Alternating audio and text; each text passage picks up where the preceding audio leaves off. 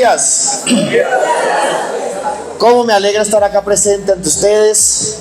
Muy contento, muy feliz en este día soleado por acá en Briceño. Y muy contento porque siempre cuando estoy en lugares donde comparto con profesores, pues vuelvo a mis raíces. Realmente, para quien de pronto no me conoce un poco, realmente mi formación es la docencia. Yo soy profesor de filosofía, para eso me preparé, para eso me formé, esa es mi vocación es la docencia. Cuando salí, bueno, realmente cuando tenía 12, 13 años, yo desde los 12, 13 años ya sabía que mi vida iba a estar dedicada al servicio.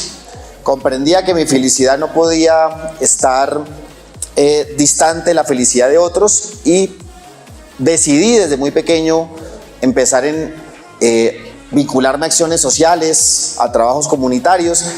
Cuando me fui a graduar del colegio a los 17 años pensé ser cura. Hice todo un proceso de estar en el seminario, duré como 8 meses, bueno, al final decidí que no, por cosas varias que no voy a traer a colación. Pero entonces no decido ser cura y entro a la docencia a estudiar filosofía en la Universidad Nacional para ser profe, y realmente esa es mi vocación. Mi vocación no, la tentación de la política. Y realmente empiezo, estos son mis primeros trabajos como docente, y parte he comprendido que la labor de la política tiene un alto componente pedagógico y debería tener un alto componente pedagógico. He intentado en mi proceso político no desligarme nunca de la pedagogía. De por sí yo empecé mi primera campaña a la Cámara de Representantes en el 2017, 2016, 2017 fue con unos mapas grandes que yo hacía en la Séptima, por allá en Bogotá. Seguramente algunos nos pudieron ver, de esos quedan muchos videos donde hacemos una pedagogía de quienes nos han gobernado, de las élites políticas de nuestro país que nos gobernaron, y la necesidad del cambio. Entonces traigo eso a colación porque me siento partícipe, por supuesto, desde mis raíces, desde mi génesis, ligado a la lucha de los profesores, ligado a la comunidad docente, ligado a sus problemas, a sus necesidades, a sus expectativas, y comprendo profundamente el papel tan fundamental de transformación que tienen los docentes, los profes, para construir una nueva época, que esa es la charla en la cual quiero hablarles hoy. Esta charla la he titulado, robándome las palabras del expresidente Rafael Correa: no estamos viviendo una época de cambios, sino que estamos viviendo un cambio de época. No estamos viviendo simplemente una época de cambios, estamos viviendo un verdadero cambio de época. Eso es lo que está pasando en Colombia. Y quiero reflexionar con ustedes unas cuantas líneas, por supuesto agradeciendo a Nilson que me invita. Está, profe, muchas gracias realmente por la invitación, y por supuesto a ustedes, el sindicato de Cundinamarca, que me permite dar este espacio para poder compartir. Paréntesis, también muy ligado al tema sindical. Mi padre fue sindicalista toda la vida y todavía sigue siendo muy activista político, social. Hizo un instituto que se llama el ISMAC, Instituto María Cano, que acompañaba mucho el tema sindical, especialmente a la CUT, la CGT en su momento cuando era más chévere, y entre otros también, perdónenme si alguien de la CGT, pero bueno, pero vuelvo. No es una época de cambios, un cambio de época. ¿En qué consiste eso? Voy a plantear 4 o 5 líneas de lo que ha sido la experiencia del primer gobierno del cambio en Colombia. Lo primero es ubicarnos en el contexto internacional, que es un contexto internacional completamente turbulento, tensionante. El mundo hoy vive una fuerte confrontación porque se están replanteando profundamente el paradigma que ha dominado el mundo en los últimos 30, 40 años. Hoy realmente estamos viviendo el ocaso de ese paradigma que hemos llamado el neoliberalismo. Hoy lo estamos viviendo. Esa propuesta que ni siquiera es una propuesta económica, sino antropológica. El éxito del neoliberalismo no es simplemente habernos convencido del libre mercado sin ningún tipo de regulación del Estado, libre mercado de bienes, libre mercado de mercancía, libre mercado de capitales. Le faltó la libre movilidad de personas, que esa es una discusión que ellos nunca quisieron plantear. Pero hoy estamos viviendo el ocaso del neoliberalismo hasta tal punto que Estados Unidos, con el presidente Trump, ha tomado medidas proteccionistas, que es lo completamente contrario a lo que es el paradigma neoliberal. Y el mundo entero, después de la crisis del 2008, la gran crisis financiera, se ha venido cuestionando constantemente eso. Hoy vivimos el ocaso del neoliberalismo como paradigma, insisto, que ha orientado la política económica, pero iba a decir más que la política económica, y ese es el gran triunfo neoliberal, es el convencimiento y la formación de nuevas formas de pensar y de seres humanos. Y me quiero explicar. Para mí el neoliberalismo no es simplemente una teoría económica, es una propuesta antropológica. El neoliberalismo no solamente construyó nuevos mercados, sino la fundamentación de esos nuevos mercados fue haber construido un tipo de ser humano para esos mercados.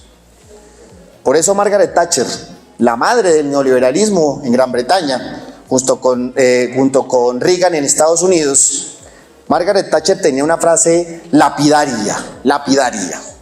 Decía, el método es la economía, el objetivo es el alma.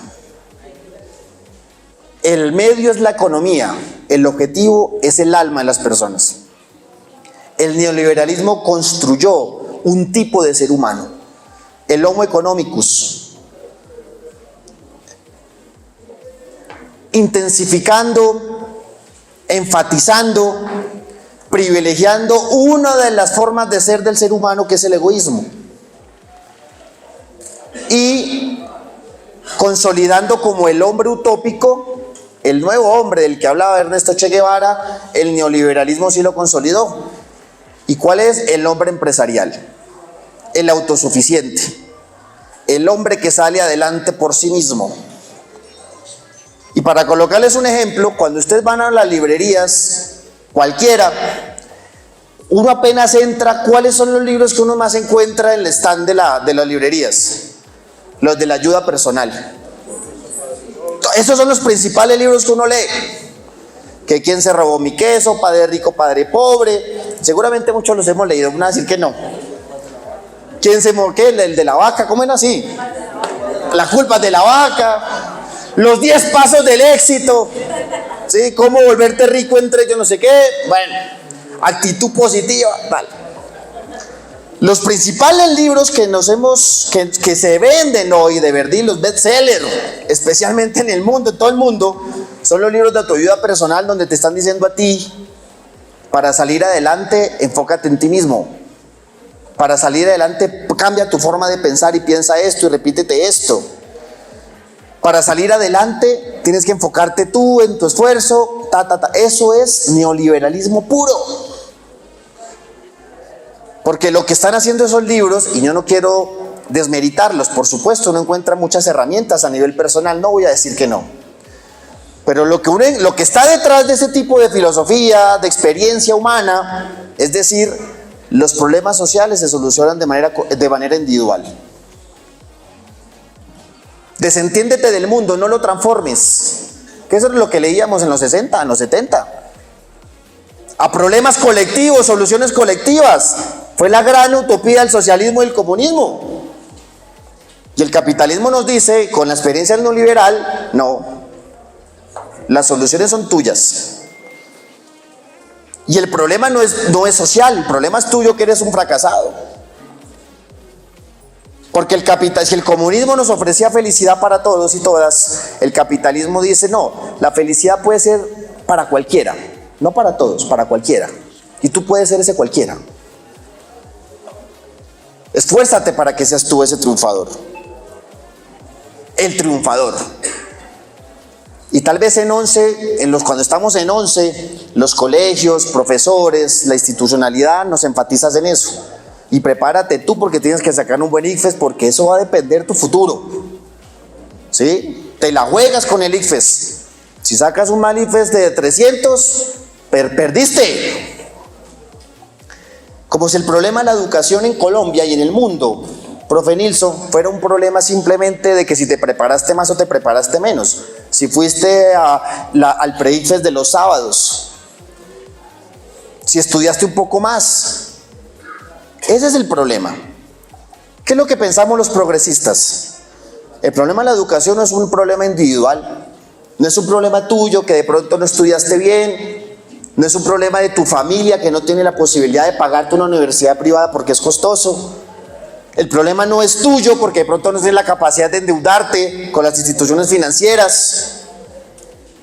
El problema es social. Social y político porque no tenemos los cupos para cobijar a todos los estudiantes que se gradúan en 11, año tras año. ¿Por qué? ¿Por qué el muchacho de cierto colegio, especialmente de la periferia de Bogotá, en Cundinamarca o en Colombia, terminan ingresando menos a las universidades que los estudiantes del centro? Eso es un problema individual. Es que el niño de Chocó, el niño por allá de La Hormiga, Putumayo, es que es bruto, y el niño de Bogotá es más inteligente por naturaleza que el niño de La Hormiga, Putumayo. O sea, realmente es un tema de competencias en el cerebro, es que los cerebros son diferentes. ¿O es que es un problema social y colectivo y que tenemos que plantear una respuesta colectiva? El problema de la educación superior en Colombia no es un problema de perdedores y de acceder a ser pilo paga que pone a competir, bueno, ya como lo llamen hoy en día, a competir entre una oferta que da el Estado, porque son políticas de demanda. Entonces, a ver, compitan entre ellos más o menos a ver quién corona, y el resto pues ni modo, prepárate más o no estudies, condenado. O el problema es un tema social político en el cual tenemos que generar más oferta educativa. Esa es la victoria neoliberal. La victoria neoliberal te dice a ti: tú no logras estudiar en un instituto de educación superior porque no tienes plata, o porque eres bruto, porque no pudiste acceder a una beca, o peor aún, porque Dios no lo quiso. Y sobre todo en nuestro país. ¿Será por algo, mijo? Dios no lo quiere, Dios lo quiere a usted para otras cosas. Bueno, entonces uno se contenta, bueno. Entonces el problema de la educación es un problema de Dios, porque Dios quiso o no quiso que uno pasara. Y en Cundinamarca, en nuestros pueblos, sí que los vemos lo que es la incidencia de Dios en la educación superior. Hasta allá llegamos. Pues no, los progresistas sí creemos que el problema de la educación superior en Colombia es un asunto político. No es un asunto solamente de preparación individual, que hay que tenerlo, por supuesto, político. Porque en un país como el nuestro, yo no voy a dar cátedra aquí en un espacio donde ustedes ya lo saben, pero simplemente para enumerar 2 o 3 cosas, para manejar el mismo lenguaje. Porque en Colombia, cada año, de cada 10 bachilleres que se gradúan en los colegios, solamente 4.5, 5 logran ingresar al Instituto de Educación Superior. Solamente la mitad. Porque en Colombia, de esos 4.5 que logran ingresar, solamente 3.5, 3 logran terminar, porque una cosa es acceder y otra cosa es permanecer en el sistema educativo de educación superior, por costos asociados a transporte, porque los jóvenes ya empezamos a tener familia, porque tenemos que trabajar para mantener a nuestros papás, a nuestros abuelos que no tienen pensión, por los costos asociados directamente a la educación, y nos toca salirnos, porque a veces no logramos trabajar y estudiar al tiempo, muchos lo hacemos, otros no logran. Eso es político, y la política es el arte del trabajo colectivo, no de lo individual. Diferente a lo que nos dice el neoliberalismo, que vete para tu casa y desentiéndete de la política, no te metas en eso, preocúpate por ti misma, piensa mejor, actitud positiva, ora más, medita más, sí, todo eso es bonito, muy bien. Pero nosotros creemos que es un asunto político, hay que cambiar más bien la estructura de la educación superior. Y por eso la pelea que nos hemos dado en estos 2 o 3 años en el gobierno nacional, queriendo volver la educación como derecho fundamental y no solamente como servicio. Y se nos hundió en el Congreso de la República el año pasado el proyecto que garantizaba, que permitía, que orientaba, que determinaba, que mandataba la educación como derecho fundamental, que no es simplemente un juego de palabras, porque al tenerlo en la Constitución y en nuestro marco normativo de educación superior como derecho fundamental, implica un compromiso del Estado para garantizarlo. Y no simplemente como un servicio que puede ser prestado por privados o por públicos. Y nuestro problema no es con lo privado, por más que lo digan todo el tiempo, de que el presidente Petro no quiere la empresa privada y que detesta a los privados. ¡Mentira! O sea, a los privados les está yendo bien en este gobierno del cambio. Todos están ganando. Los millonarios están ganando más plata. El grupo Aval está ganando más plata, los banqueros están ganando más plata, los dueños de los medios de comunicación están ganando más plata. Pero la ANDI, por puro sectarismo político, ideológico, miopía política, se niegan a reconocer que ya ni siquiera nos invitan para hablarse solamente ellos, yo con yo. Están ganando más plata. Entonces nos van a decir, por eso, entonces ustedes no son de izquierda ni progresistas porque están haciendo justamente lo que supuestamente... No, es que para nosotros no era destruir al empresariado ni a los ricos. ¿Qué queríamos nosotros? Claro, generar una sociedad con mejor justicia económica. Y hoy vemos que así como los ricos están ganando en promedio en el último año 3.5% más de lo que tenían, vemos como los más pobres están ganando 4.5 más de lo que tenían. En el gobierno del cambio ganan los ricos y ganan los pobres. Pero escúchenme bien, los pobres están ganando más proporcionalmente que los ricos. Por eso el indicador del Gini, que ustedes saben muy bien que mide la desigualdad, bajó 0.1 en el último año. Y cualquiera puede decir, 0.1 no es nada. Nada. Lo que significa que el 0.1 del Gini baje. Países se demoran una década para poderlo hacer, y no exagero. Ya hemos sacado de la pobreza más de 2.2 millones de colombianos y colombianas. Ya estamos aumentando la capacidad adquisitiva de todo trabajador. Hoy los trabajadores y trabajadoras tienen mayor capacidad adquisitiva en su bolsillo porque hemos aumentado en un 60% el salario, que lo recibimos en 1 millón de pesos y está en 1.600.000 y pico. 60% del 2022 al 2025. Destruyendo el paradigma neoliberal que nos decía todo el tiempo, es que si usted aumenta más salarios en los trabajadores, va a quebrar a las empresas, va a generar más desempleo, porque los costos laborales los empresarios no lo pueden asumir. Porque si usted aumenta el salario de los trabajadores, el empresario le va a tocar despedir a 1 o a 2 para poder pagar de mejor manera a los que queden. Aumento de salarios, aumenta desempleo, cierre de empresas, decían los neoliberales. Decían todos esos exministros que hoy firman cartas en contra nuestra, todos ellos estudiantes de Harvard. ¿Cómo es la historia? No solamente hemos aumentado el salario mínimo sin precedentes, como ha ocurrido en estos 3 años en Colombia, y no solamente el salario nominal, que es el porcentaje, sino el salario real, que es que tú le quitas después la inflación, que es realmente lo que tú contabilizas realmente si tienes más capacidad de pago o no. No solamente aumentamos el salario para que los trabajadores tengan mejores condiciones salariales, sino que con eso, y esa es teoría ni siquiera de izquierda, y ustedes lo saben, es puro keynesianismo, ni siquiera es socialista, marxista, leninista, lo que leen ustedes, no, sino es keynesianismo básico. Mejores salarios para trabajadores y mejores condiciones laborales significa mayor consumo, mayor demanda agregada, mayores ventas del empresariado. Si hay mayores ventas del empresariado, pues mayor producción. Si hay mayor producción, pues mayor trabajo. Es un círculo virtuoso. Mayor consumo, más compra, más ventas, más trabajo, más impuestos, porque eso llega hacia el Estado, porque se vende más, hay mayor rotación en la economía. Y por eso hoy en día, amigos y amigas, tenemos mejores salarios. Y estamos llegando a indicadores del desempleo que hace rato no se vivían en Colombia, de hace más de 20 años. 8.5, 9%, contabilizado el mismo mes cada año, que es así como se contabiliza. Ya superamos el momento prepandémico. Aumentando salarios, generando más empleo, ya a los empresarios les está yendo bien. Y esos son los datos, y dato mata relato. No hemos expropiado a nadie, ni siquiera la gran reforma agraria, que en muchos países en el siglo XX hicieron reforma agraria con fusil. Ahí sí expropiando, el presidente Petro decidió, porque conoce muy bien que la tierra ha sido factor del conflicto social, político, armado de nuestro país, vamos a comprar las tierras. 600.000 hectáreas de tierras gestionadas.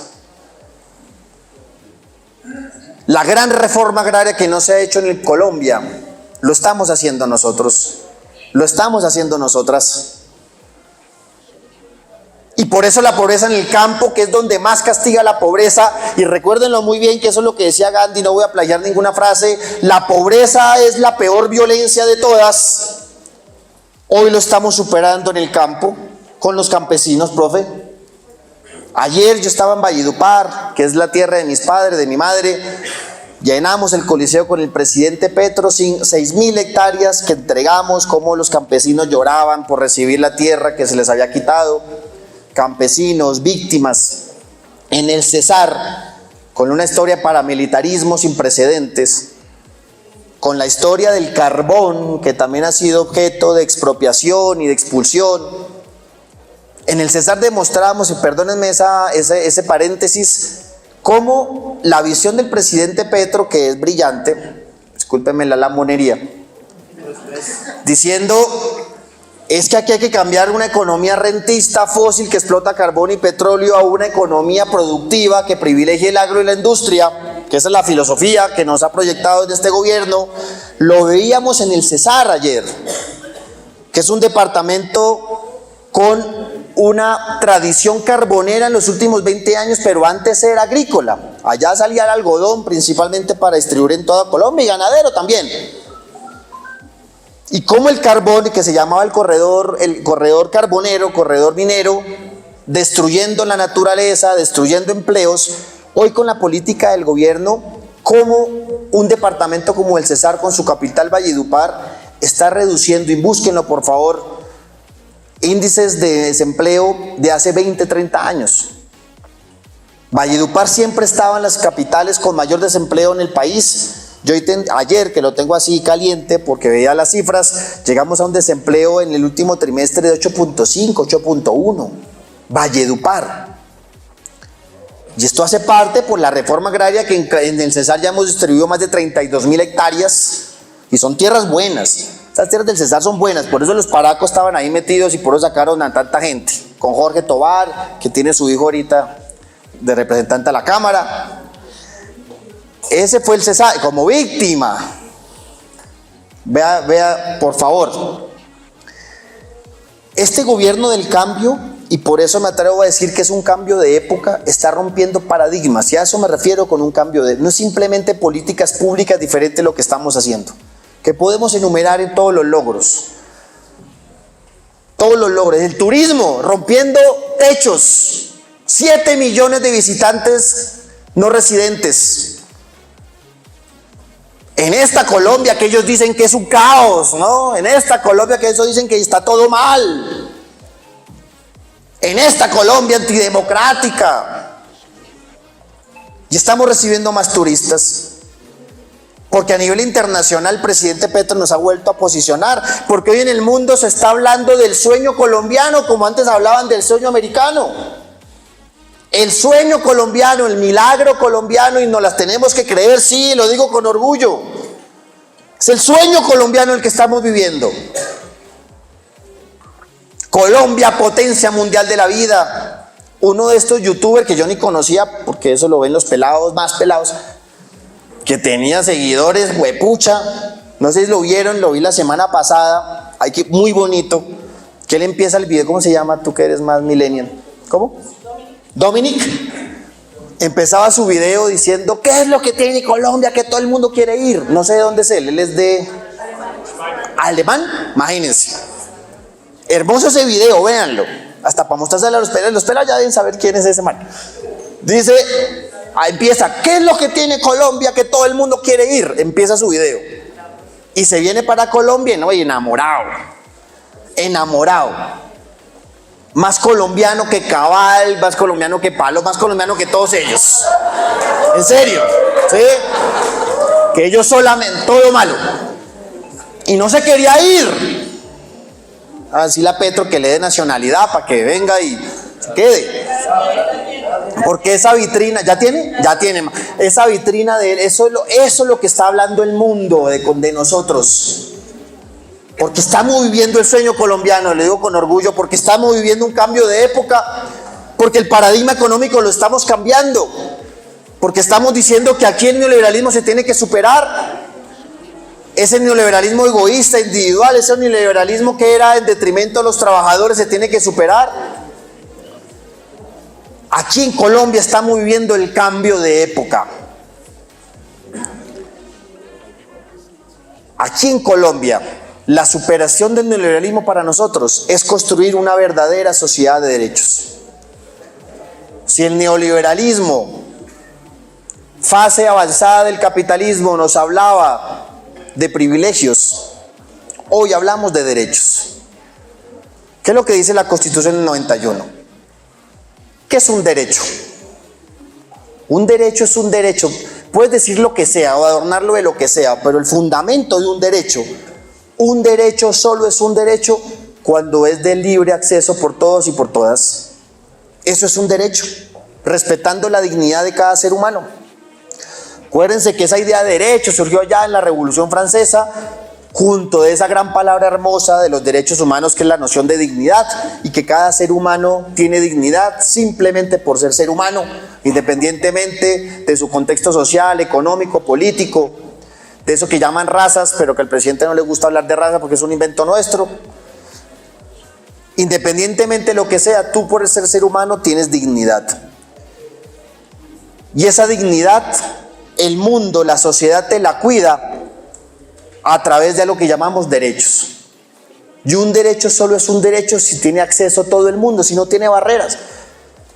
Si para acceder a ese derecho tú necesitas pagar algo más, tener plata en el bolsillo, tener la tarjeta de crédito, no es un derecho, es un privilegio. Si para acceder a ese derecho tienes que pagar un semestre, yo no sé cuánta plata para poderte mantener, no es un derecho, es un privilegio. Si para acceder a ese derecho tú tienes que afiliarte al plan complementario o a la prepagada para que te atiendan mejor, ¿qué es eso? No es un derecho, es un privilegio. Y lo normalizamos. Ya se me acabó el tiempo, profe. Uy, ya estoy hablando. Ya. Y lo normalizamos, que es lo peor de todo. Por eso no se les olvide nunca la frase de Margaret Thatcher: la economía es el medio, pero el objetivo es el alma. Así, profe, gracias. El objetivo es el alma. Cuando nos hacen creer que eso es normal, que eso es natural, que tiene que ser así. Es que si tú quieres un buen servicio de salud, tienes que pagar la prepagada. Y lo normalizamos y lo naturalizamos. Entonces, si tú eres prepagada, ahí sí el que te ve, el que te atiende allá en la recepción, bueno, bien, te voy a colocar una cita más temprana al especialista, ¿cierto? Puedes tener acceso a más hospitales o clínicas. Si tú no tienes prepagada, de pronto acá no te atendemos. Y si no tienes plan complementario, tampoco te atendemos. ¿Por qué? ¿Cómo es la historia? ¿Cómo así que el que puede pagar un poco más tiene mejor derecho a la salud? ¿Por qué? ¿Por qué? Es que eso es lo que tenemos que cuestionar. Porque se puede pagar un poco más por la salud, tienes mejor calidad de la salud. ¿En dónde? Eso es lo que nos han metido en la cabeza. No es un derecho, es un privilegio. Y por eso no quieren que hagamos la reforma a la salud, y nos la han saboteado y nos la han hundido 2 veces. Ahorita está en la Comisión Séptima del Senado, ya pasó por Cámara. Que en Cámara siempre tenemos mejores números, que en Cámara hemos logrado mejor liderazgo. No lo digo con humildad, pero hace parte del proceso que hemos hecho nosotros, que he hecho quien les habla, desde presidencia de la Cámara y liderando el pacto histórico. Y por eso ahora tenemos que ir al Senado, porque el Senado es donde más se nos ha hundido. En el Senado es donde tenemos más resistencia. En el Senado se nos ha hecho más difícil hacer mayorías. En Cámara es más factible, sobre todo porque los representantes a la Cámara son más conscientes de las problemáticas de sus departamentos. Y realmente el que nos vota la reforma a la salud, vayan a ver quiénes son en Cámara representantes. Los representantes del Guaviare, de Guainía, del Bichada, del de Arauca, del Partido Liberal, uno de los principales defensores de la reforma a la salud. Ellos sí saben lo que significa tener un mal sistema de salud, que ni siquiera tienen hospitales de segunda categoría, de segundo nivel. Hoy ven con el gobierno del cambio cómo estamos ampliando hospitales, mejorando infraestructura, llevando más ambulancias, llevando equipos territoriales para que vayan puerta a puerta. Pero ellos siguen con su lógica de la salud como privilegio. Concentrar la salud en los lugares más aglomerados y donde tienen mayor capacidad de pago. Pues miremos Bogotá, profe. ¿Dónde están ubicadas las principales clínicas en Bogotá? En el norte, en Chicó, en Chapinero, en Usaquén, en Autopista. Es verdad, es que no lo estamos inventando. Porque hay quienes están, los que tienen mayor capacidad de pago, los que pueden pagar prepagada. Pero para los municipios, ahí sí resuelvan. Y por eso insistimos en la reforma a la salud, porque para nosotros la salud sí es un derecho, y la intermediación financiera de las EPS se tiene que acabar, porque es incompatible. Porque es incompatible tú dejarle un derecho fundamental como la salud a un agente privado. Porque el agente privado, ¿qué busca? La maximización de su utilidad. Es normal, no es que sea un pecado, es la verdad. Claro, si para maximizar esa utilidad se necesita colocar más barreras de acceso, dilatar un poquito más, etcétera, etcétera, eso puede ir en detrimento del derecho. David, y nuestra salud. Ya voy a empezar, ya voy a hablar de los problemas. Pero es la filosofía. ¿Cómo voy? Que cuando fuera media hora. Media hora, listo. Es la filosofía de lo que queremos nosotros. Una sociedad de derechos y no de privilegios. Ahora bien, por supuesto no todo es positivo. Ya 3 años del gobierno del cambio, hoy hacemos un balance. Y ese balance tiene que hacerse de cara a lo que va a venir de las nuevas elecciones del 2026. Y ese balance tiene que hacerse también a raíz de mirar lo que con este gobierno hemos podido hacer y lo que queda pendiente y lo que hay que mejorar. Y para nadie es un secreto lo que ha pasado con el tema de la salud en los profesores. ¿Qué hemos encontrado? De lo que puedo yo decir, que seguro ustedes lo conocen más. Primero, un freno de mano dentro de las mismas instituciones para poder hacer los cambios internos. Lastimosamente, lo que más nos ha tocado pelear en este gobierno del cambio es con la misma institucionalidad. Porque ha sido una institucionalidad que se creó en los últimos 30 años bajo ese enfoque neoliberal, mucha de esa institucionalidad secuestrada por grupos políticos o grupos económicos, y también por errores nuestros, de compañeros y compañeras que de pronto de una u otra manera no hicieron el trabajo, les quedó grande, como dice el presidente Petro, no tuvieron la osadía para hacer esos cambios y avanzar. Yo entiendo que el ministro en este momento de salud tiene un plan estratégico para lo que es la educación, la salud para el profesorado. El tema de los medicamentos, y es verdad que es que nos estamos quedando sin medicamentos, no están entregando. Bueno, ¿cuál es la causa de eso? ¿Cuál es la causa? ¿Están realmente guardando los medicamentos? ¿Los tienen en las... Planta aquí, profe, planta aquí este. ¿Será que los están guardando y encerrando los medicamentos para generar esas dificultades y no entregar los medicamentos? Y eso el superintendente fue y lo mostró y lo evidenció.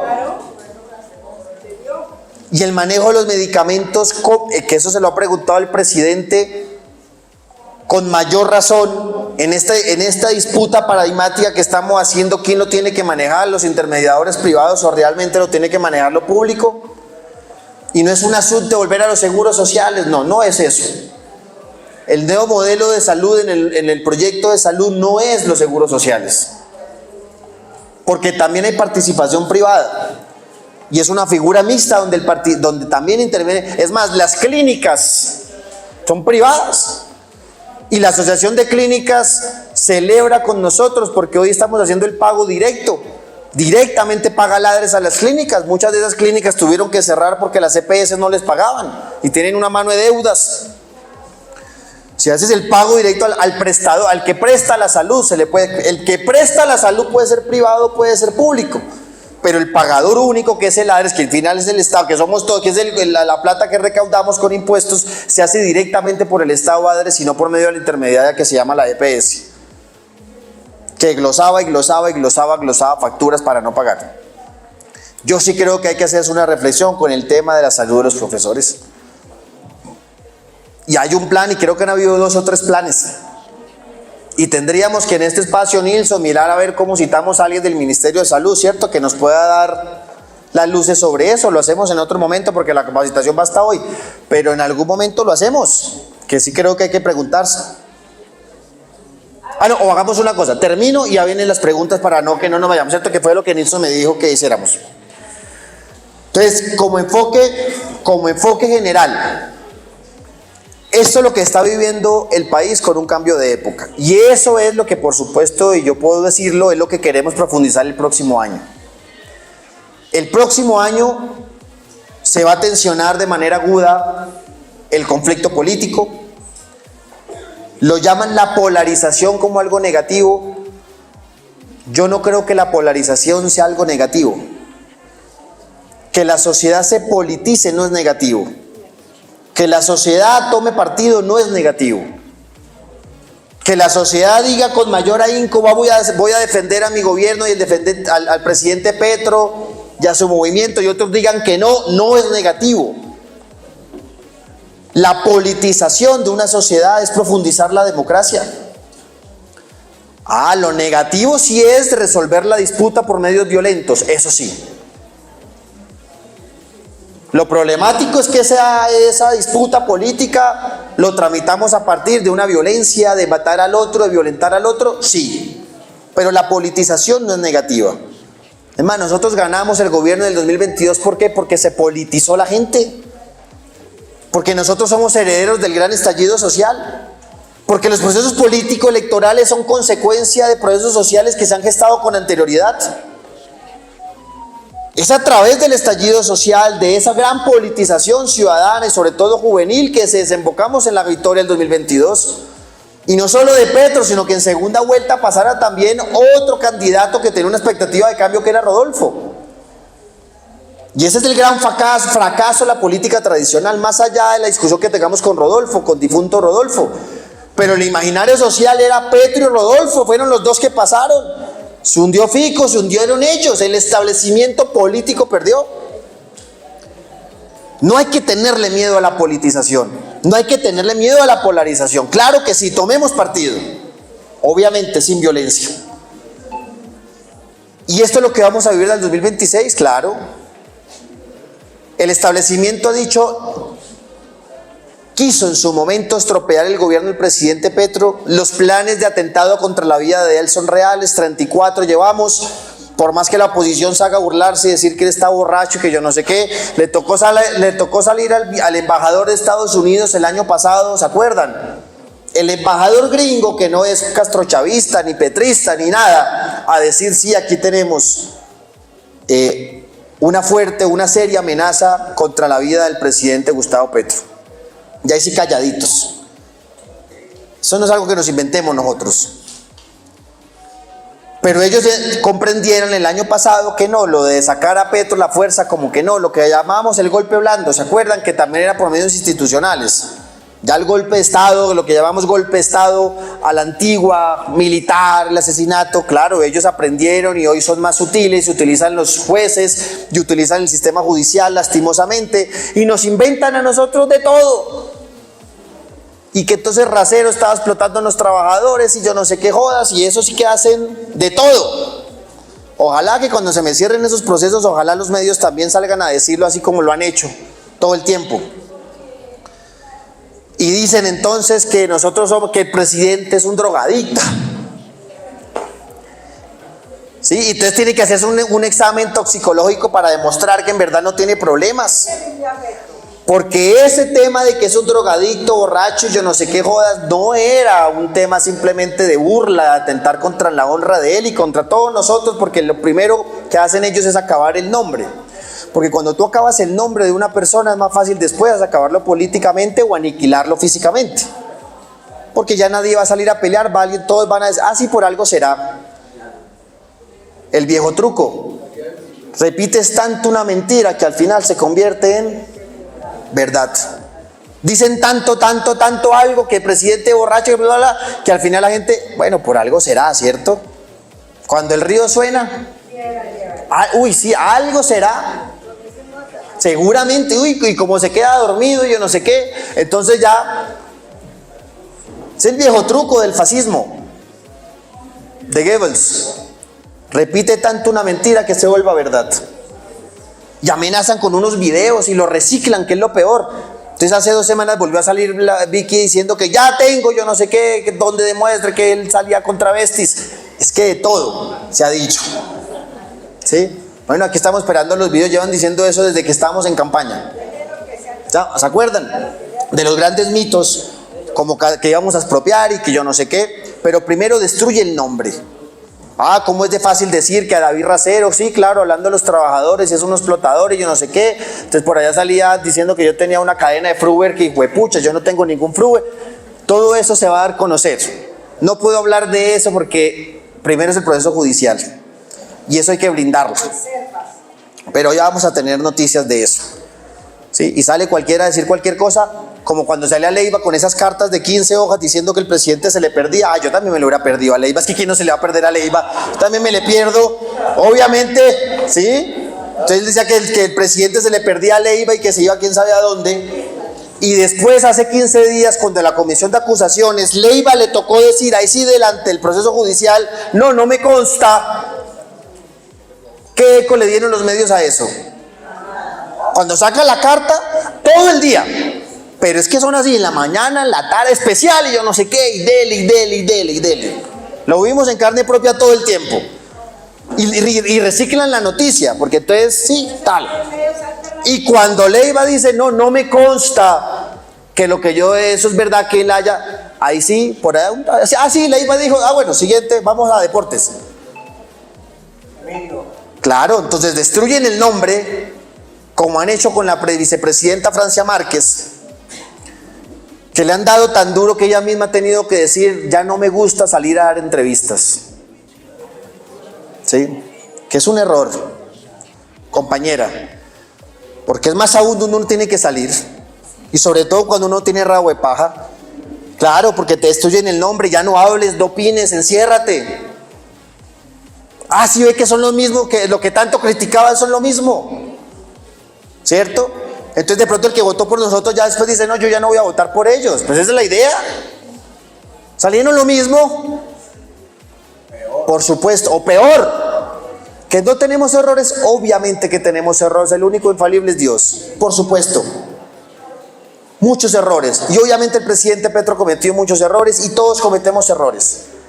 Mucho de ellos tiene que ver porque estamos ensayando nuevas cosas. Mucho tiene que ver porque no somos mayoría en el Congreso. Porque de 300 congresistas apenas 70 somos del pacto. No, 70 no, 50. Bueno, sumando los 10 de comunes. Sí, más o menos 70. De 290 congresistas, ¿cómo vamos a aprobar la reforma si no somos mayoría? Es que ahí fue el fracaso inicial. Y me acuerdo muy bien, profe, el 11 de marzo del 2022, yo siendo candidato a la Cámara de Bogotá, cabeza de lista, veamos los resultados. 7 congresistas del pacto, nunca antes visto. Metimos 30 del pacto en la Cámara. Metimos 20 del Senado. Nunca la izquierda había logrado tantas curules. Muy bien, celebramos, pero a los 2 minutos caíamos en cuenta la triste realidad. ¿Qué no nos dio? Que ellos siguen siendo mayorías. Y por eso nos hunden las reformas, y por eso para aprobar cualquier cosa nos extorsionan y nos presionan, y tenemos que ceder a veces. Claro, y es normal de la democracia, no le tenemos miedo, porque el problema no es que uno se siente enfrente con el que tú criticas o tu contradictor. El problema no es sentarse a dialogar con aquel que es contradictor a ti, ese no es el problema. El problema no es sentarse con Uribe, con Margalleras, con los del Partido Conservador, la U liberal. El problema es si al momento de sentarte con ellos olvidas de dónde vienes y para dónde vas, y olvidas a quién defiendes, y olvidas cuál es el objetivo. Ese sería el problema.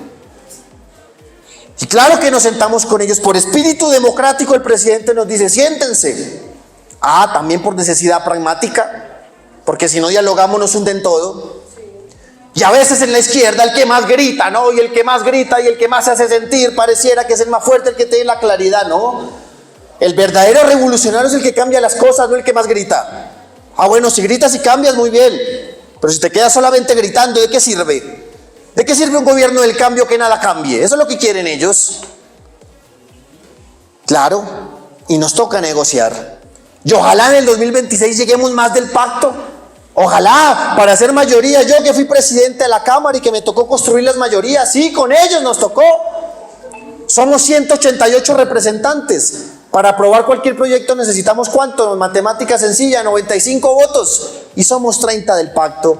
5 de comunes, 35. Algunos verdes chéveres, más o menos nos alcanza 42. Uno que otro liberal social, más o menos gaitanista, no gavirista. Vamos sumando unos 10.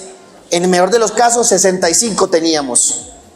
¿Qué hacemos entonces? ¿Qué hago? ¿Renuncio a la presidencia? ¿La quedó Petro? No, ¿sabe qué? Claro, ya hacer política en el fondo, amigos y amigas, es navegar entre contradicciones. Y se los digo con el corazón en la mano, claro. Eso es atreverse a gobernar, atreverse a hacer algo. Y al final pasarán las noticias, al final pasará lo del Fruber, al final ya sabemos que todo eso va a pasar. Lo que va a quedar al final es que si hicimos historia, no hicimos historia. Al final va a quedar cuántas personas sacamos de la pobreza, cuánto disminuimos la desigualdad, cuántos más jóvenes entraron a la universidad. Eso es lo que va a quedar. Porque al fin y al cabo los líderes somos instrumentos de la historia nada más. Y estamos de paso. Y como diría Pepe Mujica, padre de nosotros, gajes del oficio. Que nos ataquen, que nos metan a la cárcel, que nos acaben el nombre. Gajes del oficio de aquellos que nos atrevemos a cambiar el mundo.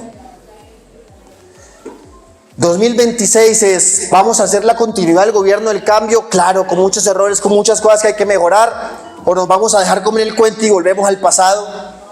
Entonces hablaba Uribe que antes estaban mejor. A ver, no sé si vieron el Consejo de Seguridad, el Consejo de Ministros de hace 2 días con indicadores. Ni un paso atrás. En este gobierno el número de indicadores de asesinatos es mejor de los últimos 20 años. Más incautación de cocaína, que ustedes saben que es una guerra internacional, sí, la lacra del narcotráfico, problema de este gobierno, del anterior, problema del que viene, problema tal vez de los próximos 3, 5 gobiernos, porque ese que sí es un problema colectivo. Y la comunidad internacional nos deja solos porque todavía en Estados Unidos impera la visión punitivista y la visión de que el problema son allá los productores y no los consumidores, y no ven el tema como un asunto de salud pública. Y ese problema del narcotráfico, al que le llegue, va a continuar. Si ellos no lo arreglaron, ahora sí lo vamos a arreglar nosotros en 3 años. A ver, el problema es la paz total, que fracasó, y ese es su caballito de batalla. La inseguridad está peor. Miremos los indicadores. Claro, en la inseguridad tenemos las dos cosas. Ya voy terminando, profe. Lo primero, los indicadores como son, y segundo, la sensación. Que en seguridad sí que juega mucho el tema de la sensación, de lo que llaman la percepción. Y la percepción se construye también comunica. Claro, pues si todo esto el tiempo están robando, te están robando, están matando, claro, a veces le pasa a uno, a un familiar o a uno mismo, claro, sí. Es que no voy a decir que no. Pero miremos a ver en términos generales en dónde se ubica eso específicamente. Lo que pasó ayer en Cali, que todo nos duele, es una reacción justamente de ellos, porque nos estamos metiendo allá directamente donde el Estado no se metía, en el cañón del Micay. Allá ya tenemos una base de pueblo de nadie y ya estamos llegando como Estado. Entonces viene el presidente Duque, hundió el acuerdo en La Habana, el proceso de paz, y hundirlo, hacerlo trizas, que fue lo que prometieron y lo hicieron. Hicimos el proceso de paz, pero el Estado no llegó a sus territorios. ¿Qué pasa entonces? Pues se ocupa por otro actor armado. Y no hemos podido transformar las economías ilícitas en economías lícitas, ¿sí? Y eso es lo que es el presidente Petro. Transformemos la economía, llevemos el mercado, ahí sí, llevemos el capitalismo allá. Que las economías lícitas sean las que terminen siendo las que desplacen a las economías ilícitas. Claro, eso nos hace en 3 años. Eso es lo que nos jugamos 2026.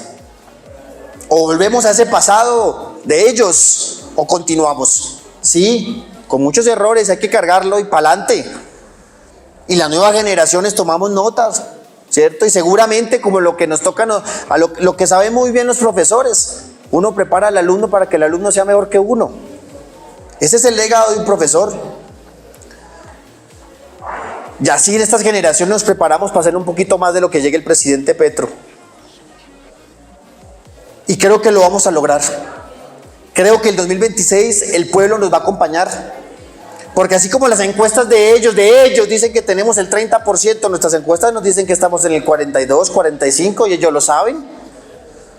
Porque vamos al sector rural, que históricamente ha sido conservador, ustedes lo saben, aquí en Cundinamarca, Boyacá, el sector rural es muy conservador. Vamos a ver hoy cómo están esos campesinos que al fin y al cabo toca politizar, porque no es simplemente llevar la tierra, los instrumentos, la acción política pública, sino también por eso clave la formación, decir de dónde viene eso y para dónde va eso y qué significa esto y qué significa la reforma agraria.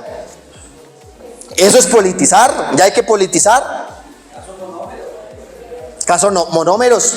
Bueno, todo el tema de Venezuela, que ahí me extiendo 20 minutos más. Entonces, para terminar, sí, el 2026 va a ser el momento de profundizar el cambio, porque el cambio de época no solamente basta en 4 años de gobierno, 2 gobiernos, 3 gobiernos, una generación.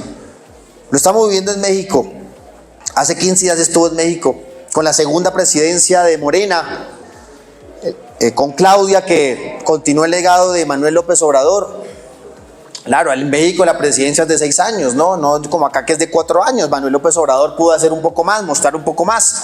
4 años realmente es corto para cualquier presidente. Necesitamos un segundo gobierno del cambio, porque como les decía, les mostramos en esta fichita que les pasábamos, las luchas de hoy son los derechos de mañana. Y lo que estamos viendo hoy, haciendo hoy, es el gran legado para las próximas generaciones, para nuestros hijos, para nuestros estudiantes. Y yo sé que juntos lo vamos a lograr. Bueno, muchas gracias. Hermano. ¡Viva! ¡Viva! ¡Viva!